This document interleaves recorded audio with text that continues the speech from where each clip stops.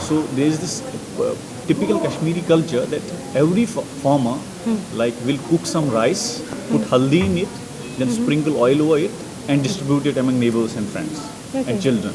Okay? So it's called a tahar. Uh, as far as like I know, when I have asked my family members what this is all, what this all is about, they say that it's religious because it has a Sufi tinge to it. Okay. If you go to Kashmir and visit some shrines, you will see people distributing yellow rice. Like it might be of various varieties. It might be like cooked with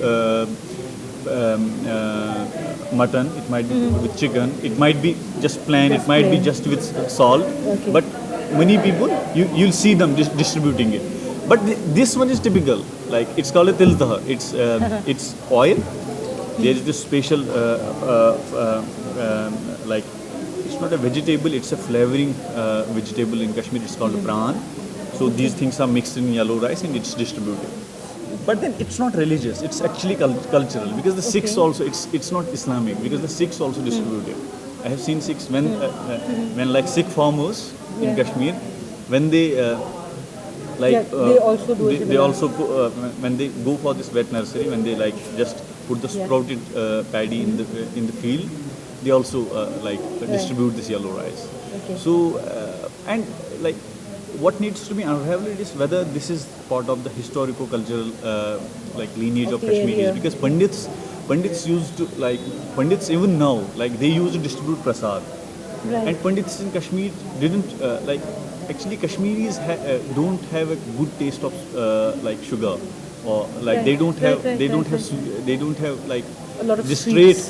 trait for sweets. Kashmiris usually have salty taste. Okay, so Kashmiri Pandits when they went for prasad, because there are much more Pandits living there, so they'll distribute this rice. Okay, yellow rice.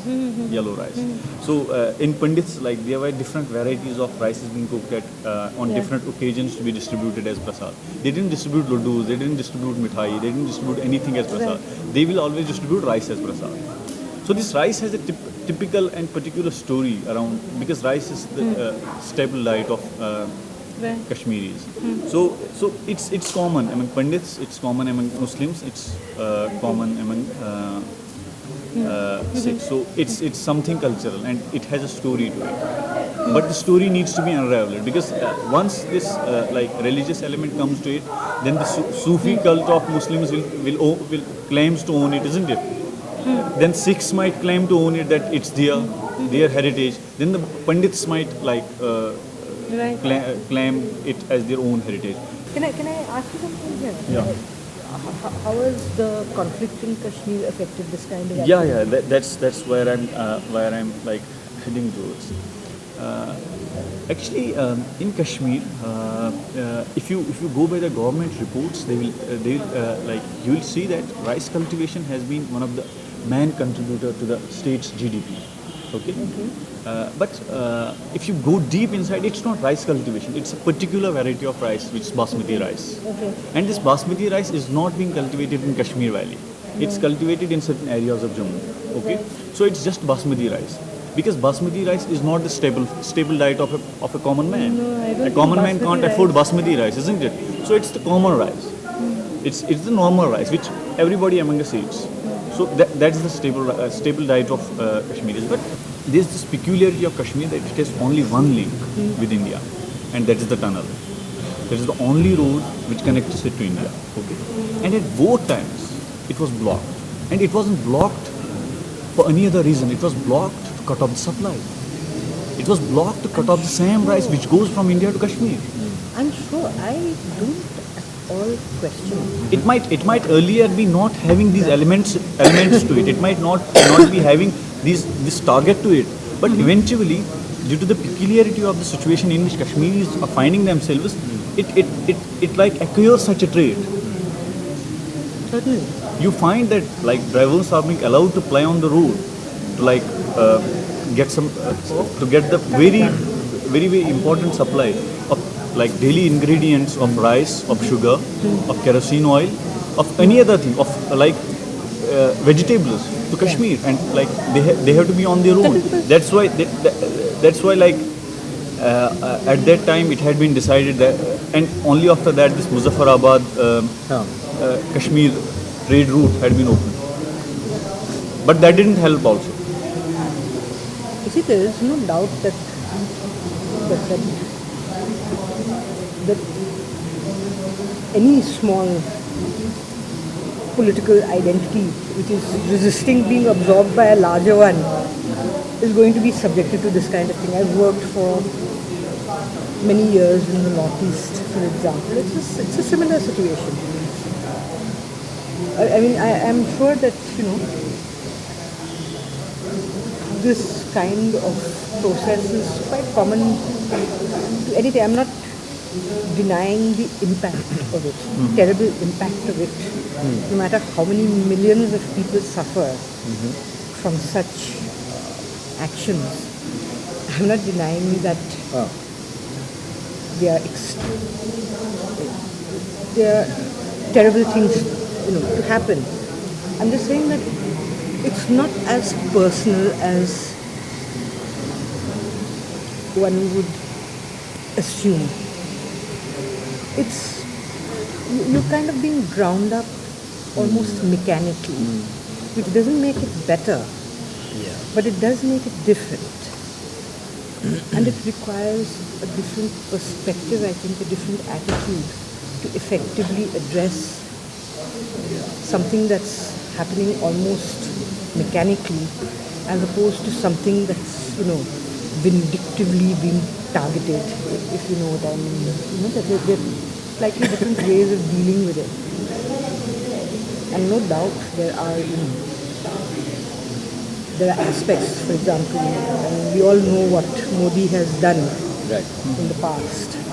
There is no doubt that many communities would feel targeted by him or by people who support those kinds of activities. But the thing is that this kind of thing happens not primarily because of religion. No. Let's face it. The reason that these things happen is economics. No, here it isn't economics. It has a very subtle political connection to it. Sure. In Kashmir, it's not just trade. Had it been trade, then there would have been no problem. There's a Or difference even between trade and had economics. Kashmir been, I'm not like just putting. No, I'm good, thank you. Okay. Anything? Sorry, what was the Do question? you want anything else? Should I bring wafers? A little bit of kitchen. Okay. Rice. You also? No. More rice? No. That's it. Yeah. It's Go ahead. What do you think? No, I mean, I was just thinking that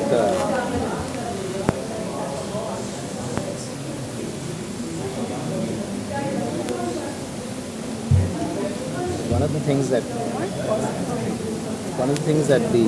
this whole thing is trying to bring up, it reminds me of when I saw this documentary completely arbitrarily. I saw this documentary which this is this Chinese man who's lost his who has had a stroke. Young man, he's relatively young. He's late 30s.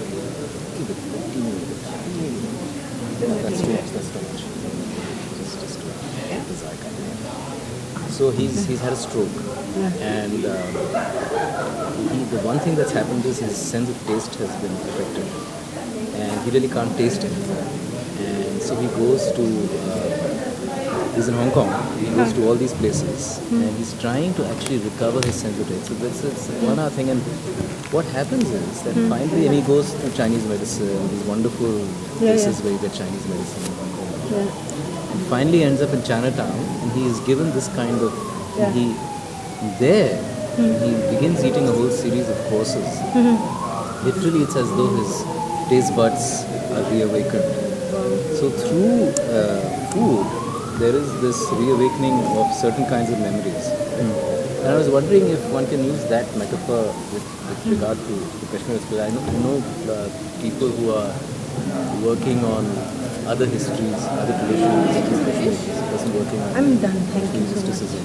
Maybe Lal famous saint from the 14th century. So I was, Lalada. that's right, that's right. So he's working on him, and the question would be, is it possible today, given the kind of flattening and modernization that you're speaking of, which is partly peculiar to what is happening in Kashmir and partly also In other analogous parts. to what is happening elsewhere, what would be the resources for that kind of creative recovery? I mean, in a kind of a post-traumatic sense. You know? Yeah. So what would be the resources? Where would one look for those? Unfortunately, there aren't. Unfortunately, there aren't. Because if I refer to the government data, 90% of land in Kashmir, agricultural land in Kashmir is under orchards, is under apple orchards. Yes, I have seen and apple it is not a actually, that is staple true. diet. Like you can't eat apples and feed on them. So that means 90% of like majority of Kashmiri population is dependent on the rest of India for their staple diet. So this is a problem, and it is just grown Yeah. starting in the 90s up to 2010. Even since I'm a farmer at home, this year like we were forced, like we have even like just started like going for orchards. Like it's I don't know, it's 4 canals of land and we just like planted some apple trees. So there's no alternative because even if I have a surplus, there's there's no market for it because the Kashmiri rice, since it's a traditional variety, it's always priced high. It's not that much high, but the rice that goes from Punjab is very much cheaper, and there are these government schemes in Kashmir, various personalized government schemes in Kashmir. Who will buy your rice? Who will buy your hay when they get the same much high quality rice from Punjab at a much cheaper cost? That is the problem. That is the thing that has forced You're saying Kashmiri that farmers. the palette is being bulldozed. Yeah. The palette is being bulldozed. So is that, I would say it's not just that. I mean, for example, we have a similar situation in Goa, which has seen almost no conflict of this sort. Okay, but we don't get our traditional varieties of rice either anymore. Yeah. Hardly. They are much more expensive than the rice It's from Punjab or only the anywhere elite else. who can taste it, like Sure. for their daughter's wedding. Like it's very difficult. they will ask a farmer to cultivate it, customize it for them, and they just cook it at their weddings. At Or a marriage few ceremony. people who will cultivate it, and there's only that very small amount available in the market. And as far as quality is concerned, I don't know about Kashmir. You are saying that the quality of the rice from Punjab is better. I can definitely say that the quality of the local rice in Goa is like 10 times better, but people can't afford it. No. I'm not They talking, just can't afford talking it. about that quality. Huh. I'm here. The like financial aspect of the customer is also being taken into account. He can't afford it. Like Yeah. In the Jammu and sense that- Kashmir is a very poor state. It's like it doesn't have it just has a per capita income of 35,000. Yeah. Not more than that. So people mostly are like they are laborers. They are some like artifact makers. They are artisans. They are carpenters. So this is the jobs they do. So they can't afford it, even if that's high quality rice. And That's what I'm I saying. can't cultivate it. My They father can't afford can't to cultivate it cultivate because it. there will be no bhaya. Exactly. There is no market. Very true. They can't afford to cultivate it. They can't afford to eat Yeah, it. and the problem that and the only thing Kashmir is different from Goa or any other place is that it has got this conflict element to it. Exactly. Hadn't Kashmir and been Goa has the same engulfed issues as so Yeah, like that's- the supply line won't be cut. The supply line won't be cut for political purposes. But that has happened with Kashmir twice in recent years.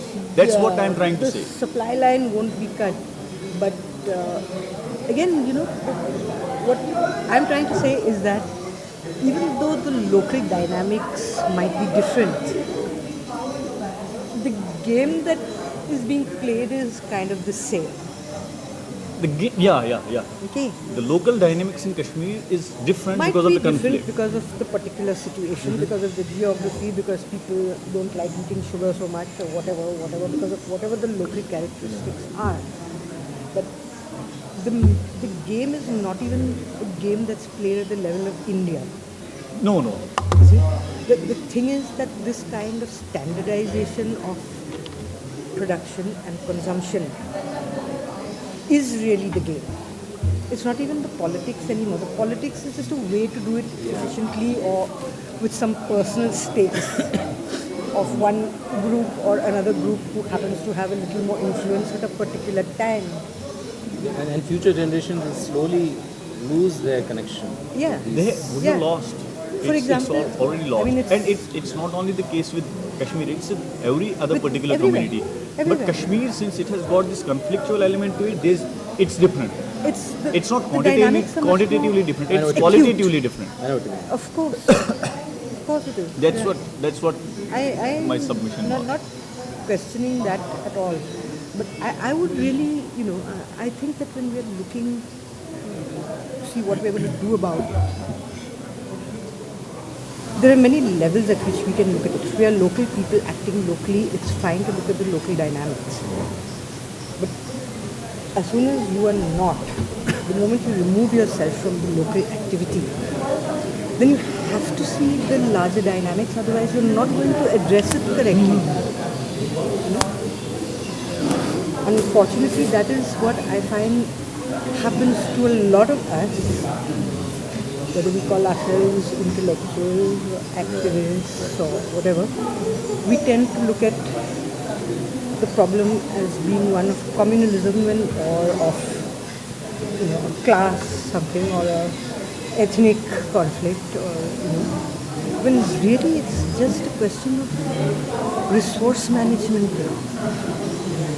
I mean, for example, I brought this coconut as my contribution. Yeah, we okay? like to hear your story. My story is that till I was a young woman, the coconut wasn't just eaten.